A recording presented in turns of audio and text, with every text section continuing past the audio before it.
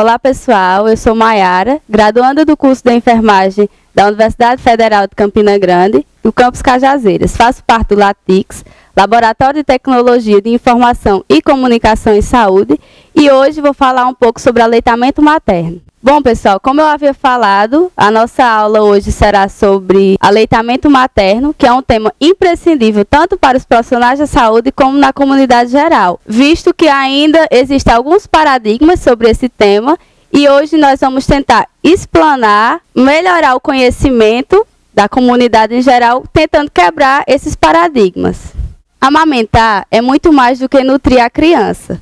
É um processo que envolve interação profunda entre mãe e filho, com repercussões no estado nutricional da criança, em sua habilidade de se defender de infecções, em sua fisiologia e no seu desenvolvimento cognitivo e emocional, além de ter implicações na saúde física e psíquica da mãe.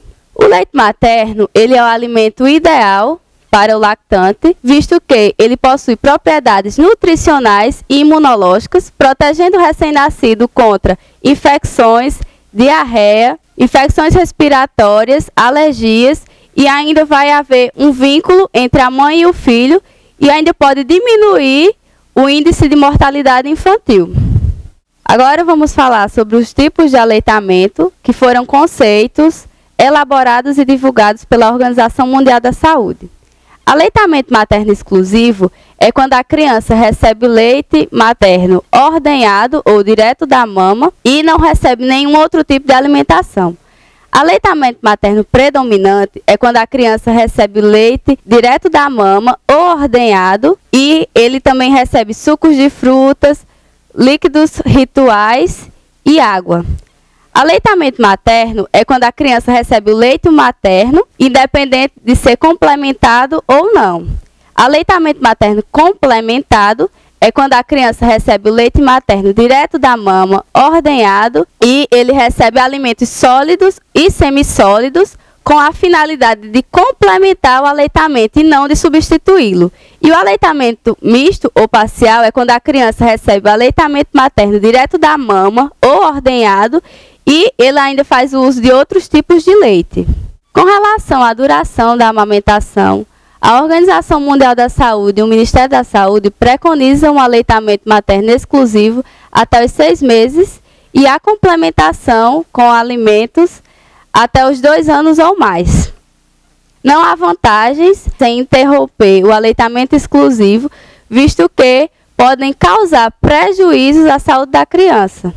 Como eu havia falado anteriormente, não há vantagens em interromper o aleitamento materno. Agora nós vamos falar um pouco sobre a importância do aleitamento, os agravos que podem ser evitados e os benefícios que essa prática pode trazer. O primeiro tópico que será abordado será sobre a prevenção de mortes infantis. Graças aos inúmeros fatores existentes no leite materno que protegem contra infecções, ocorrem menos mortes entre crianças amamentadas. Estima-se que o aleitamento materno poderia evitar 13% das mortes em crianças menores de 5 anos em todo o mundo por causas preveníveis. Nenhuma outra estratégia isolada alcança o impacto que a amamentação tem na redução das mortes de crianças menores de 5 anos. Segundo a Organização Mundial da Saúde e o Unicef, em torno de 6 milhões de vidas de crianças estão sendo salvas a cada ano por causa do aumento das taxas de amamentação exclusiva. A proteção de leite materno contra mortes infantis é maior quanto menor é a criança. Assim, a mortalidade por doenças infecciosas é 6 vezes maior em crianças menores de 2 meses não amamentadas, diminuindo à medida que a criança cresce, porém ainda é o dobro no 2º ano de vida. É importante ressaltar que enquanto a proteção contra mortes por diarreias diminui com a idade, a proteção contra mortes por infecções respiratórias se mantém constante nos primeiros 2 anos de vida.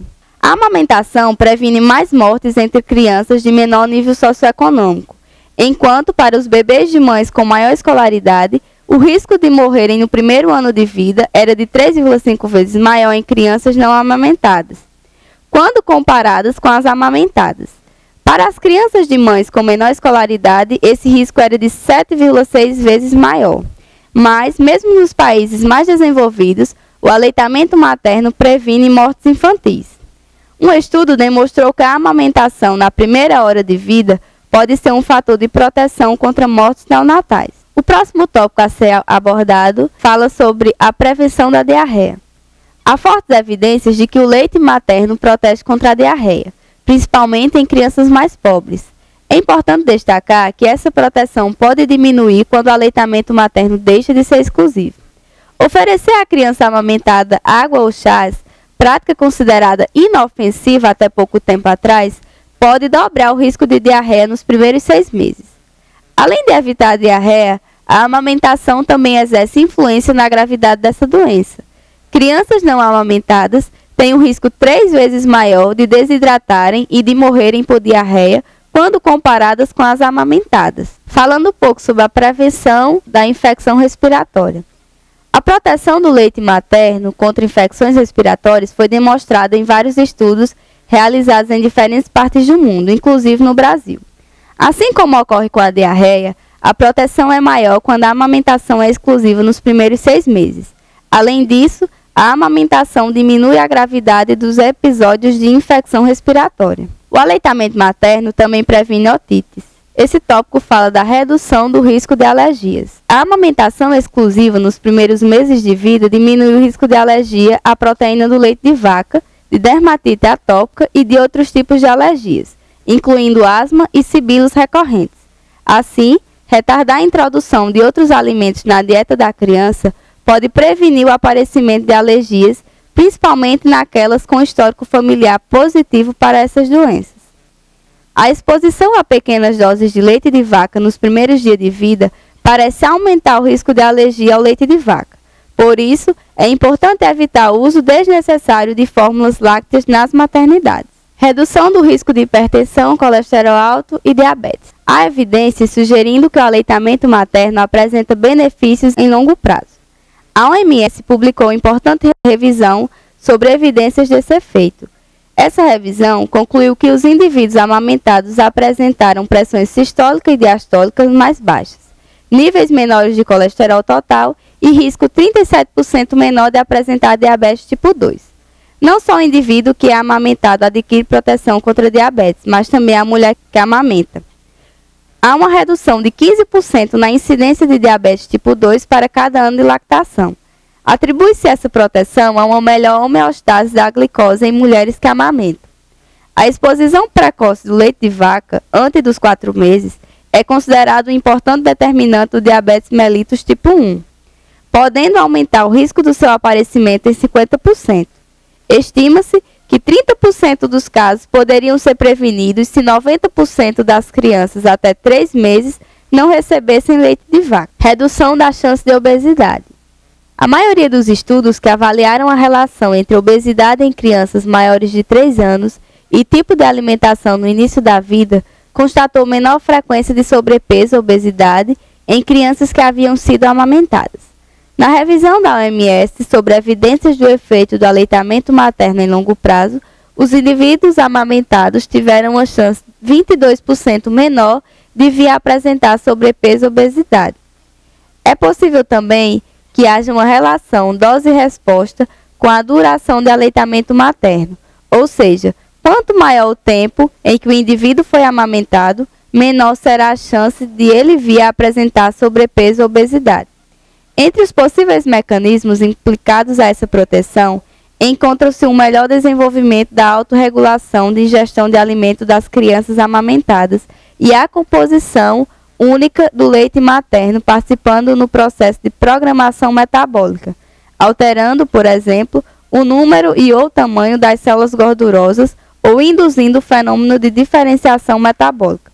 Foi constatado que o leite de vaca altera a taxa metabólica durante o sono de crianças amamentadas, podendo esse fato estar associado com a programação metabólica e o desenvolvimento da obesidade. Com relação à nutrição, o leite materno contém todos os nutrientes essenciais para o crescimento e o desenvolvimento ótimos da criança pequena, além de ser mais bem digerido quando comparado com leites de outras espécies.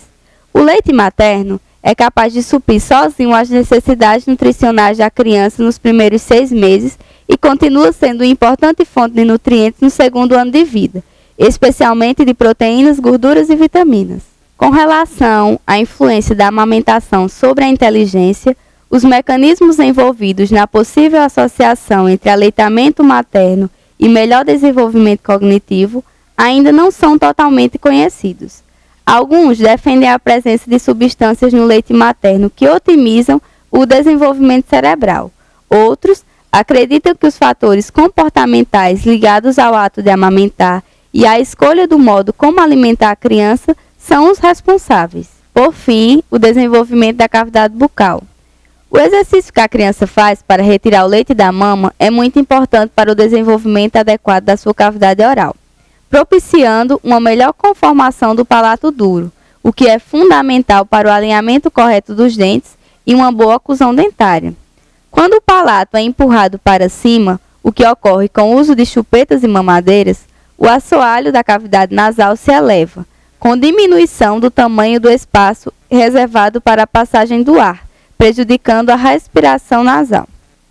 Assim, o desmame precoce pode levar à ruptura do desenvolvimento motor oral adequado, podendo prejudicar as funções de mastigação, deglutição, respiração e articulação dos sons da fala, ocasionar má oclusão dentária, respiração bucal e alteração motor oral.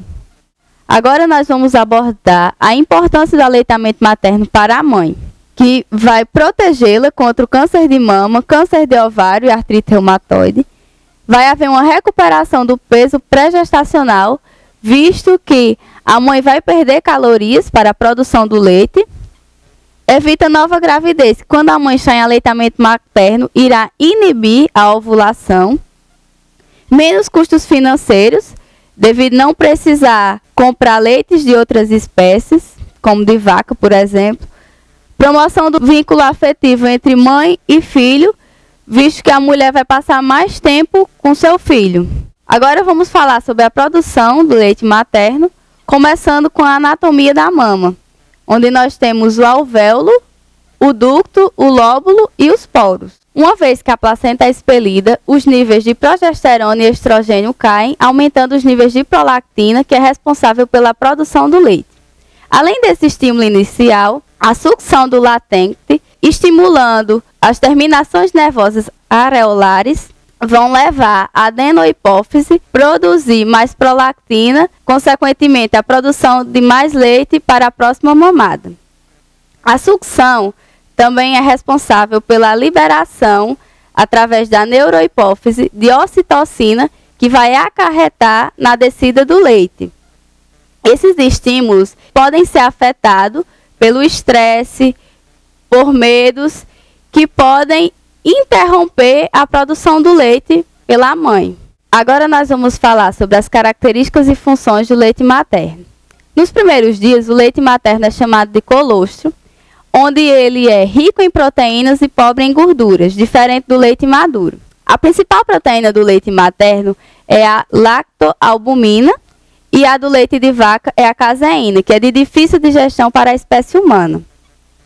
O leite maduro ou leite posterior, ele é rico em calorias, que dá energia à criança e daí a necessidade da criança esvaziar a mama durante a mamada, para adquirir a gordura e saciar-se. Aqui nós temos uma tabela da composição do colostro e do leite materno maduro de mães de crianças a termo e pré-termo e do leite de vaca. Na primeira linha nós temos o nutriente, que são as calorias. O colostro, que dura de 3 a 5 dias na mãe a termo, são 48 quilocalorias. O leite da mãe pré-termo, 58 quilocalorias. O leite maduro, de 26 a 29 dias, da mãe a termo, é de 62 calorias. O pré-termo, 70 calorias. E no leite de vaca, 69 calorias. Os lipídios no colostro a termo são 1,8 gramas. No pré-termo, 3 gramas. No leite maduro a termo, 3 gramas. E do leite maduro pré-termo, 4,1 gramas. E do leite de vaca, 3,7 gramas. Já a proteína no colostro a termo, 1,9 gramas. Pré-termo, 2,1 gramas. No leite maduro a termo, 1,3 gramas. E no pré-termo, 1,4 gramas. Já a proteína no leite de vaca é de 3,3 gramas. A lactose no colostro a termo 5,1 gramas. No pré-termo 5 gramas. No leite maduro 6,5 gramas. No pré-termo 6 gramas. E no leite de vaca 4,8 gramas de lactose. O leite materno possui inúmeros fatores imunobiológicos que protegem as crianças contra infecções. O principal anticorpo presente no leite materno é a IgA secretória, que ela vai defender a criança contra micro-organismos presentes na superfície mucosa. Além do IgA, outros fatores de proteção estão presentes no leite materno, como os anticorpos IgM, IgG, linfócitos B e T, macrófagos, neutrófilos, lactoferrina e lisozima. Técnicas de amamentação. Pega adequada ou boa pega. A pega adequada, ela é imprescindível para a produção do leite, como já foi falado anteriormente, e ela é correta quando o bebê abocanha tanto a areola quanto o bico do peito, formando um vácuo entre a boca do bebê e a mama, fazendo a sucção perfeita do leite. Já a pega inadequada ou a má pega é quando o bebê abocanha apenas o bico e vai acarretar do bebê não conseguir capturar o leite posterior, que é o mais rico em gordura, e o bebê pode passar longo tempo no peito, mas ele não vai se sentir saciado. E também é importante ressaltar que a má pega, ela vai causar fissura no bico da mãe. As figuras estão ilustrando a posição da mãe, que ela escolhe a que é mais confortável. A primeira, segurar o bebê no colo em posição transversal, barriga com barriga, utilizando o braço contrário ao seio em que ela está mamando. Deitada de lado, a mãe coloca o bebê em posição paralela ao seu corpo, também de lado. Segurar o bebê no colo em posição transversal, utilizando o braço do mesmo lado do seio em que ele mama. Segurar o bebê invertido, com as perninhas passando embaixo do braço da nutriz, do mesmo lado do seio em que ele está mamando e apoiando as pernas cruzadas na beira da cama ou em outro móvel. Essa é a posição ideal, com a cabeça do bebê mais erguida para evitar engasgos. Essa posição é a opção para amamentar gêmeos simultaneamente. É interessante a colaboração de uma pessoa que possa segurar um dos bebês no início e no final da mamada. Bom, aqui estão ilustrados os pontos-chave do posicionamento adequado e os pontos-chave da pega adequada. O rosto do bebê de frente para a mama, com o nariz na altura do mamilo. Corpo do bebê próximo ao da mãe. Bebê com a cabeça e tronco alinhados, pescoço não torcido. Bebê bem apoiado. Pontos-chave da pega adequada, mais a auréola visível acima da boca do bebê. A boca deve estar bem aberta, o lábio inferior virado para fora e o queixo tocando a mama. Aconselhamentos em amamentação nos diferentes momentos. Bom, é através do diálogo que os profissionais eles vão ganhar a confiança da mulher, assim como vai ajudá-la na tomada de decisões. O pré-natal é um momento muito importante de incentivo à amamentação, onde o profissional deve envolver nesse diálogo e nesse acompanhamento pessoas importantes para a mãe, como, por exemplo, a mãe dela e o seu companheiro. Bom, agora nós vamos abordar alguns pontos que devem ser discutidos pelo profissional de saúde durante o aconselhamento do pré-natal.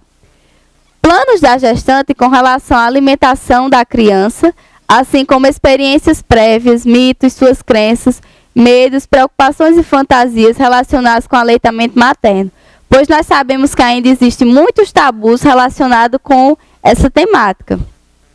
A importância do aleitamento materno, que já foi abordada anteriormente, vantagens e desvantagens do uso do leite não humano, que são os agravos e os malefícios que o leite de vaca ou leite industrializado pode acarretar à saúde da criança. Importância da amamentação logo após o parto, do alojamento conjunto, da técnica posicionamento e pega adequada na prevenção de complicações relacionadas à lactação. Possíveis dificuldades na amamentação e meios de preveni-las, muitas mulheres idealizam a amamentação e se frustram ao se depararem com a realidade. Comportamento normal do recém-nascido, vantagens e desvantagens do uso das chupetas. Outro momento importante para o aconselhamento é o início da amamentação. Os primeiros dias pós-parto é um momento de extrema importância de aprendizado tanto para a mulher quanto para o bebê. Em relação ao número de mamadas, não se deve estipular a duração que a criança deve ficar no peito. Como eu já falei anteriormente, é importante que a criança esvazie toda a mama para adquirir todos os nutrientes que o leite materno oferece. Geralmente, crianças em aleitamento materno exclusivo mamam de 8 a 12 vezes por dia.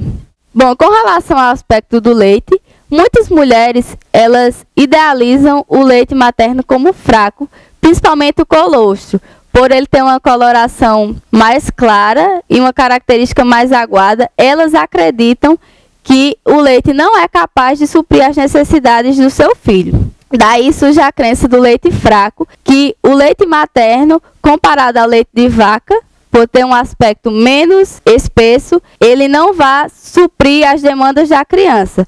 Pelo contrário, por ser um leite da mesma espécie que vai passar de mãe para filho, o leite materno ele contém todos os nutrientes necessários para suprir as necessidades da criança e ele está pronto para o consumo em todo o tempo, independente das suas características. Bom, com relação à alimentação da nutriz, sabemos que a mulher ela vai perder calorias durante a amamentação. Então, isso vai causar alterações no seu apetite e na sua sede, vai aumentar. E também vai haver mudanças nas suas preferências alimentares. Acredita-se que o consumo extra de 500 calorias por dia seja o suficiente, pois a maioria das mulheres armazena durante a gravidez de 2 a 4 quilos para serem usadas na lactação. O trabalho da mãe fora do lar é um importante obstáculo na amamentação, principalmente a exclusiva. Algumas medidas, elas facilitam a manutenção da amamentação, como conhecer as facilidades para retirada e armazenamento do leite no local de trabalho, que a mãe vai precisar de um local que tenha privacidade, uma geladeira para o armazenamento do leite e horários específicos para a retirada do leite. Praticar a ordenha do leite, de preferência manualmente, e congelar o leite para usar no futuro. Iniciar o estoque de leite 15 dias antes do retorno ao trabalho. Bom, após o retorno ao trabalho, a mãe deve saber como guardar o leite. Primeiro, ela vai prender os cabelos e usar uma touca de banho ou um pano amarrado. Escolher um lugar limpo e tranquilo. Esterilizar uma vasilha, de preferência um frasco com tampa plástica, fervendo-a por 15 minutos. Massagear o peito com a ponta de 2 dedos, iniciando na região mais próxima da areola, indo até a mais distante do peito, apoiando com a outra mão.